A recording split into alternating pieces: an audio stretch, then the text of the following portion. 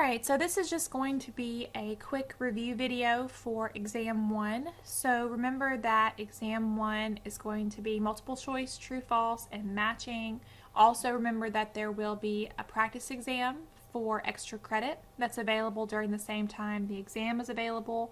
So that's not something that's required, but I recommend that you take that, especially maybe helpful before you take the actual exam to help you prepare. So Exam 1 is going to include all the information we've talked about so far. So Chapter 1, kind of our introduction in history, and then our discussion of research methods, which is Chapter 2 in your book. But I would focus primarily on the notes and the lecture video for that, especially. My tests come from my lecture videos, but especially here, I picked and chose what parts of research methods I thought were most important. So referring to the lecture video would be especially helpful for research methods, but for all of them as well. And then Chapter 3, which talked about our models of understanding abnormality. So in Chapter 1, we said that abnormal psychology is a difficult concept because there are some issues with labeling something as abnormal. Basically, we said that we are not experts on normality, and so it can come across as being very haughty for a person as a psychologist to say, well, you're abnormal, and so we're going to label you as that, and we're going to fix you, making it sound like we have all the answers and we don't have anything abnormal going on ourselves, which may be true of you guys, not necessarily true of me. Also, of course, there is a self-fulfilling prophecy there. When you label something, a person might feel like that label now defines them, and so that person might feel like that's never going to change, maybe stop trying, give up hope, and then we kind of create more problems that way. But we have to try to understand something as being normal or abnormal so that we can treat it, so that we can diagnose, so that we can do research, and so that insurance companies will actually pay for therapy. So we talked about the D's. We talked about deviance. So we often think of something as abnormal if it is very different from your culture. So this is where social norms, those written or unwritten rules of society about what are appropriate ways of thinking and what are not appropriate ways of thinking or behaving or feeling. So, for example, our society has social norms about mourning. So after a person dies close to us, we tend to think there's a certain amount of time where we expect a person to mourn. And if a person mourns too long, then you start to wonder, this person's depressed, that's not right. Or a person doesn't mourn at all, then you start to wonder, well, this person is detached and not letting themselves feel what's going on. So we have social norms about what we would consider appropriate ways to mourn the loss of someone. However, different cultures and different time periods might view that differently. So social norms change from place to place. So deviance says something is very different from what would be expected based on the culture. Distress is the emotional component of I don't enjoy feeling the way I feel, maybe related to a person's anxiety or a person's mood or a person's substance use. You feel emotionally distressed. Now, there are times when distress may not be required. So, for example, if a person is harming another person, even if that person is not feeling distress, we're still going to say there's a problem there. So if we have an individual abusing a spouse or abusing a child, if we have an individual who is maybe engaging in behavior that's criminal, maybe excessively using substances or using substances that are illicit, even if that person does not feel distress, if they're still causing harm to themselves or to other people, we might still diagnose that as a disorder. Dysfunction is more of, is it actually preventing you from your daily routine? Is it actually keeping you from getting out of bed in the morning, going to work, having normal relationships? So, for example, if we're thinking about a person who has substance use, there's a certain level of alcohol that we would consider typical. And then there's a certain level where we would consider excessive. It's tricky because we don't know exactly where that line should be drawn. But if a person is missing work, or if a person is isolating his or herself, if a person is intoxicated so they're not able to take care of themselves, they're not able to do basic hygiene, a person who is not eating a healthy diet at all, a person who is getting into car accidents because they're drinking, then we would say that their drinking behavior is maybe something we would diagnose because it's causing dysfunction. So we said that treatment is, generally speaking, we have a sufferer who's experiencing problems, we have a healer who is trained in some way to try to reduce the suffering, and they're going to have a series of contacts. And one of the main things that determines actually what that looks like would be the model that the healer holds. So we'll talk more about models in a second. We talked about the history of abnormal psychology, about how many times we go through trends where our culture in general thinks that there's a certain cause of psychological problems and we all just kind of go along with it. So early on, it might have been evil spirits.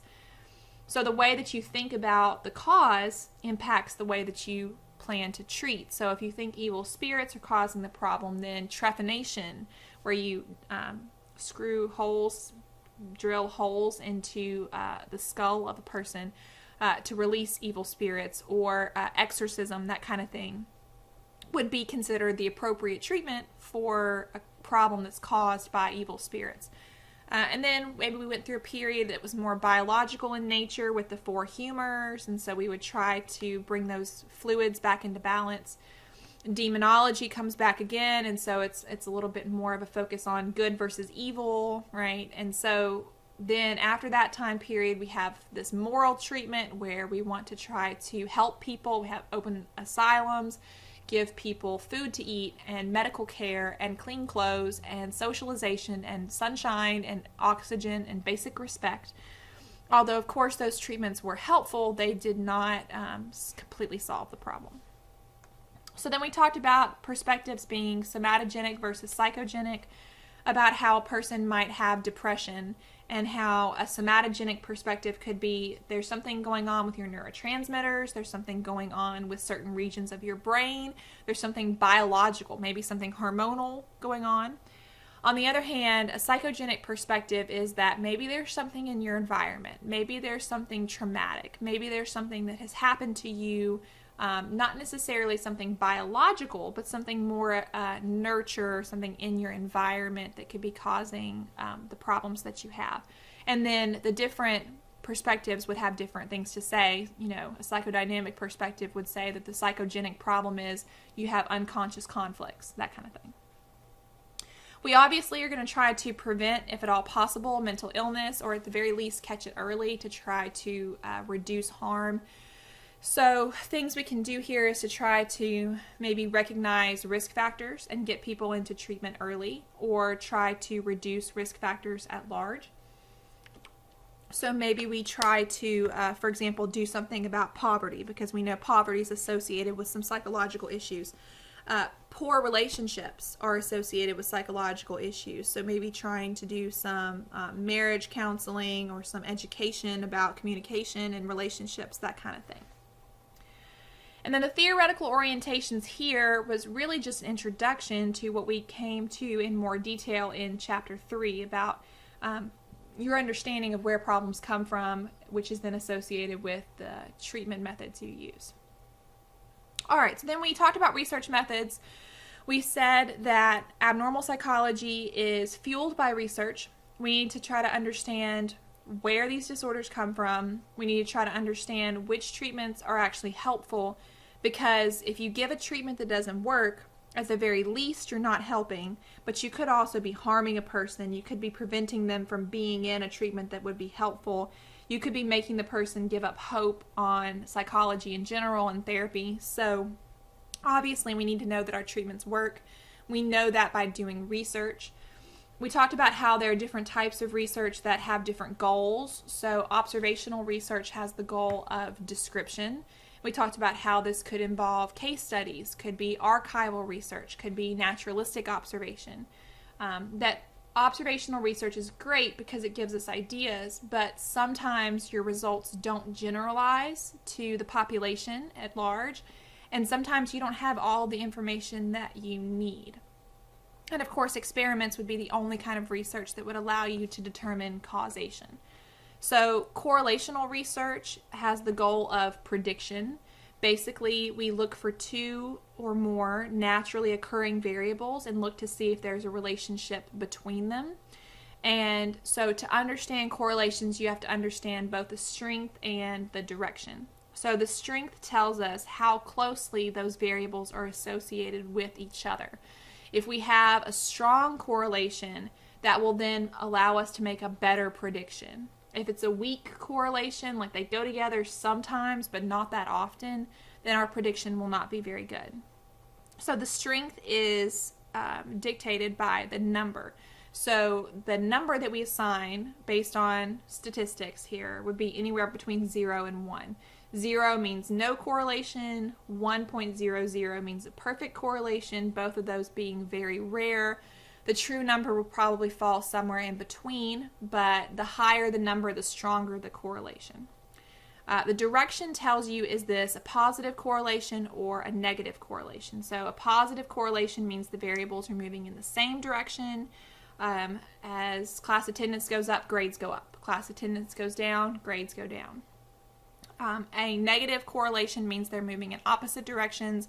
So as absences goes up, grades go down. Absences goes down, grades go up. So the sign that you see will tell you the direction. So if there's a negative sign, a minus sign, that's a negative correlation. A positive correlation is usually either there's a plus or there's no sign at all. If there's no sign at all, it's assumed to be positive.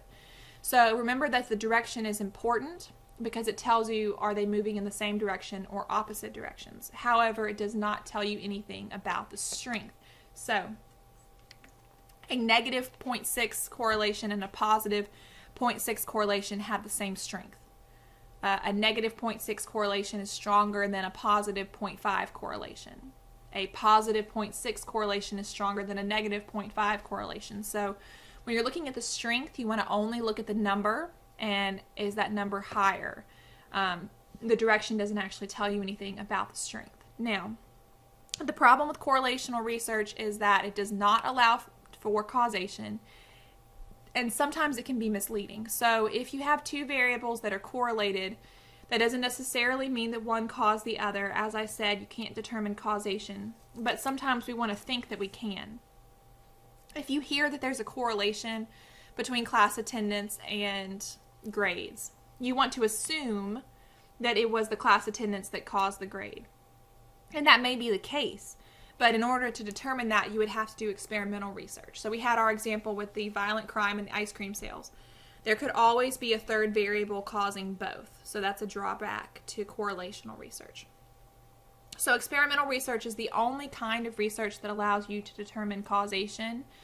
Experimental research is not always done because it's not always ethical to do so, and because it's much more complicated, time-consuming, expensive to do this kind of research. But when done well, it does allow us to understand, at least to the best of our ability, why something happened. So the way that experiments work is that you have a population that you're interested in. You can't get your entire population to be part of your study because you can't force them to. It'd be too expensive. You can't identify everyone. So you choose a sample from your population. Now, if you do a good job, that will mean a random sample, meaning that every person in your population has the same chance of being chosen. Once you have your random sample, you randomly assign them into groups. The simplest example of an experiment would have an experimental group and a control group. Now, the experimental group is the group that gets the treatment. They get something different. They get whatever it is that you're studying. And the control group gets nothing, or maybe they get treatment as usual, or a placebo treatment, a fake treatment. So, for example, if we're interested in, maybe we're interested in, let's do a non-clinical example here to make sure it makes sense. Technology in classrooms. So maybe you're interested in how technology in classrooms improve standardized test scores in third graders. So then your population would be all third graders, but you can't get all third graders. So you take a sample of third graders. You randomly assign them into an experimental group and a control group. The experimental group gets the new technology that you're testing.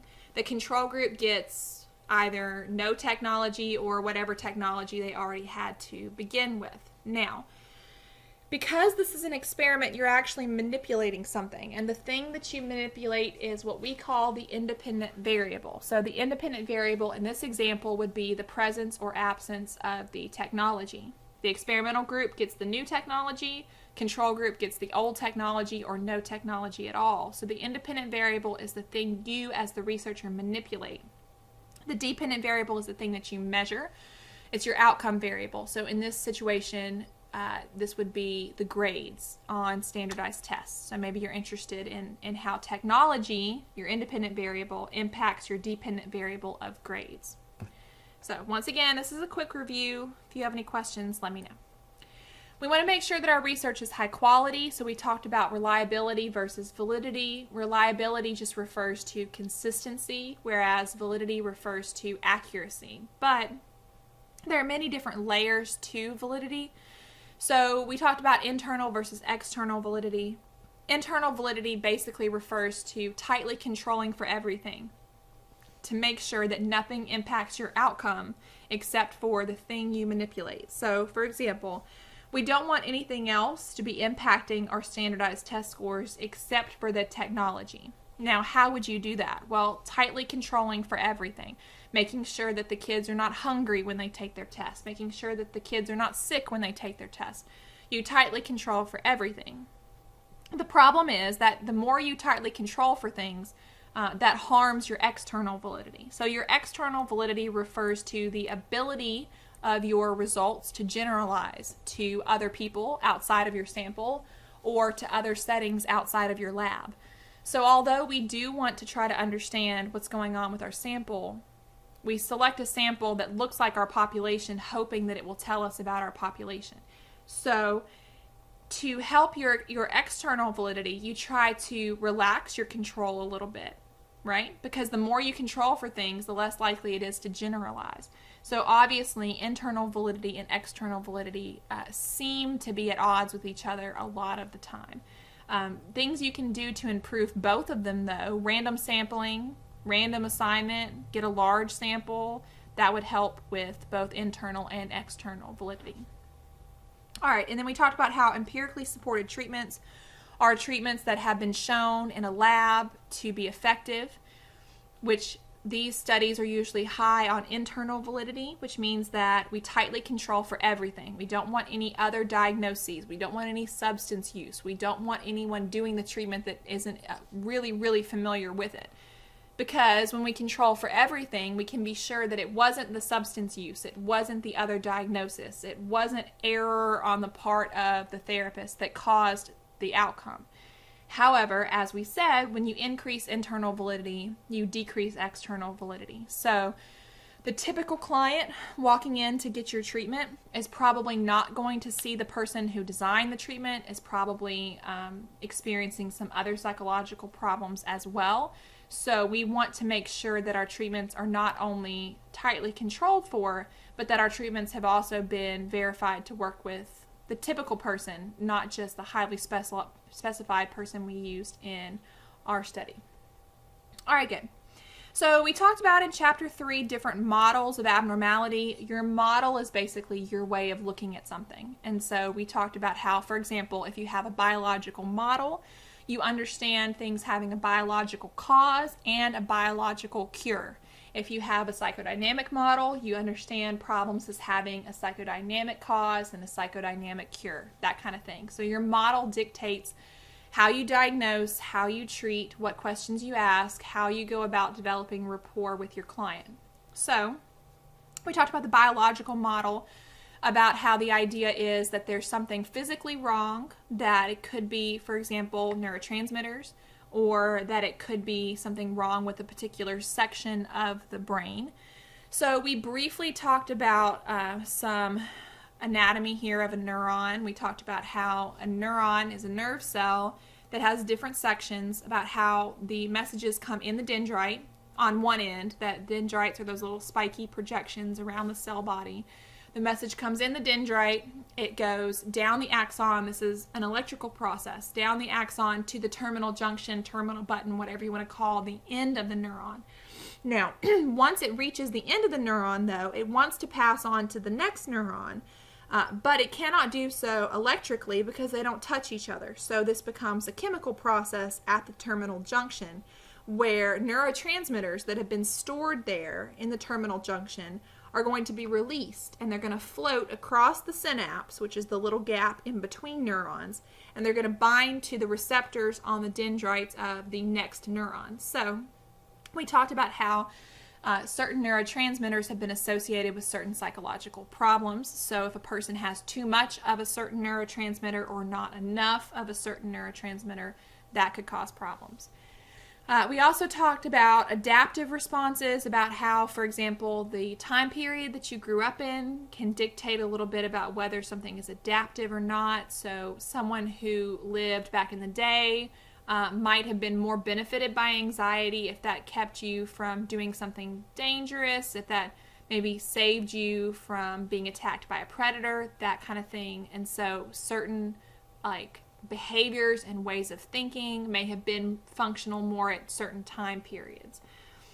We talked about biological treatments, which primarily involve drug therapy, so medication to treat anxiety or depression or bipolar disorder or psychotic disorders. We also talked about that electroconvulsive therapy or even potentially psychosurgery could still be done today, although those are much more rare. All right, and then the last lecture video talked about different psychogenic views. So briefly here, psychodynamic model or psychoanalytic model associated with Sigmund Freud says that the dysfunction comes in when you have an unconscious conflict. So when your ego is not able to successfully balance your id and your superego, when those defense mechanisms that your ego has been using are backfiring, just not working very well for you. So the goal of the psychodynamic therapist would be to bring those conflicts to light, to help them become interpretable.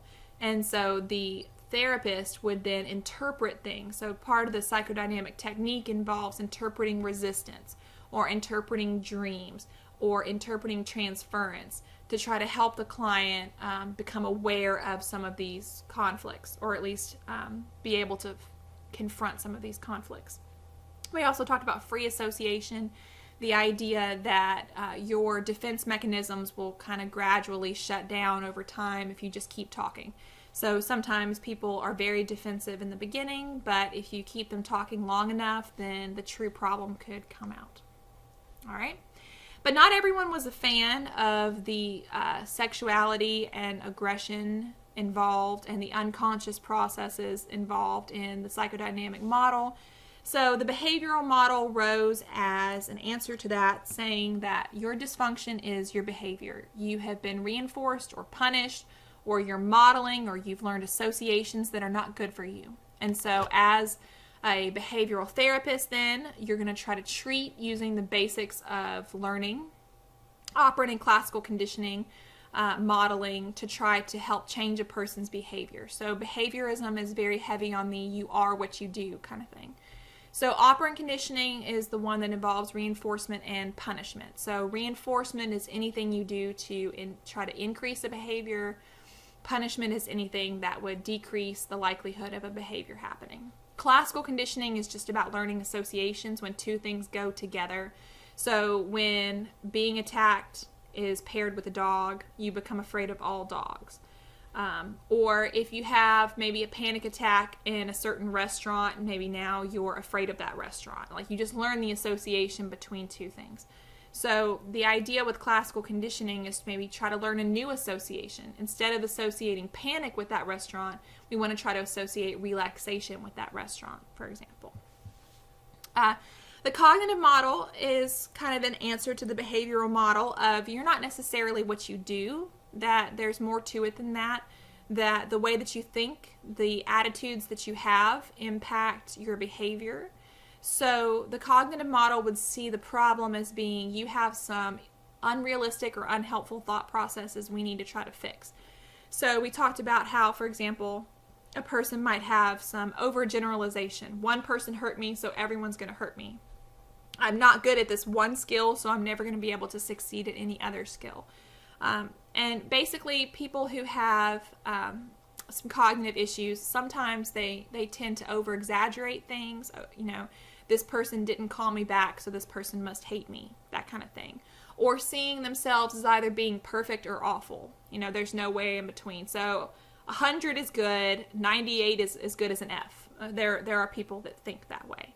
So Beck's cognitive therapy is intended to help a client, first of all, recognize the unrealistic or just not helpful thought processes, and then help them learn to replace those with more helpful thought processes or more realistic thought processes.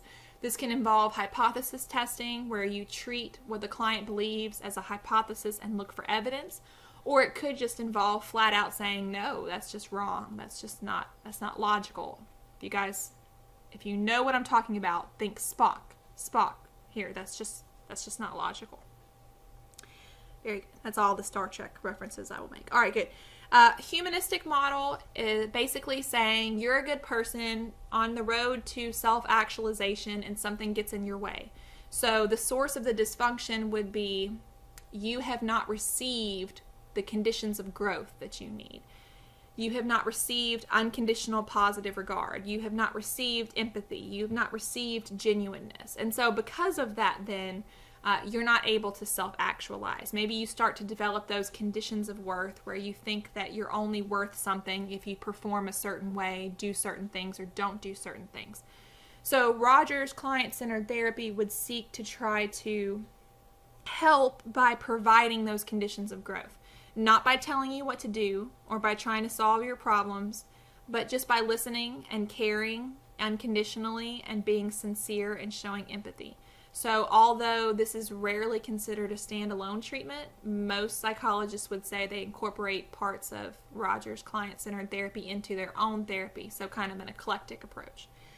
Which leads us to biopsychosocial theories, the idea that you need to consider biological factors, psychological factors, and social factors. So in the slides, we also talked about sociocultural, about things that are relevant to your time period, relevant to the region that you live in, that also impact your outcomes.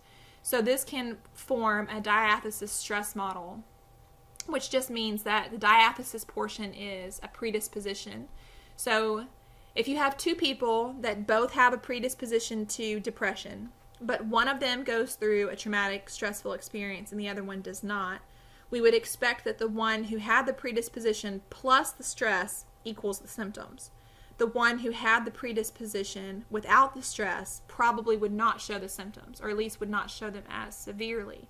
We could also have a person who does not have a predisposition, who is placed under a great deal of stress and still may never develop the symptoms just because they don't have that predisposition, which we often think of as biological, but could also be psychological or social. All right, that's just been a quick review of the study guide for Exam 1. Please let me know if you have any questions. Also remember that once you start taking Exam 1, you need to complete it in one session. So you'll have 75 minutes to take it, but you need to take it during that entire time period. So let me know if you have any questions. Otherwise, I will talk to you guys after Exam 1.